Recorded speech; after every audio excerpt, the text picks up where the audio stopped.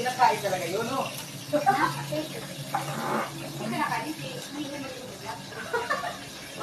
Hindi yung makakakain kasi hindi yung mamalunok. Ayan po, nagluluto po kami ng aming kakainin for tomorrow.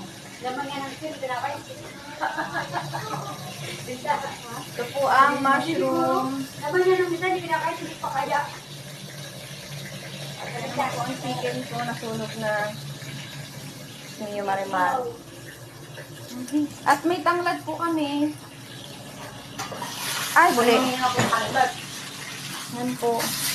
Kulang po sa mantika. Ay! Kaya umapoy po siya. Ibig sabihin daw po, pag umapoy ang niluluto ng isang tao, ay magkakapera. Pero ba yun? Mag-comment nga po kayo. Kung true yan. Down below. Malakas ang apoy mo ay. Ano sabi? Pagka daw umakit ang apoy, magkakapera. Papatera? At may charger pa po sa kusina. Sa akin, ang apoy ka pa, pag malakas ang apoy, makakasunog. Ay! Nagkakasunog pala. Nagkakapera. Ito po yung aming nakuhang mushroom.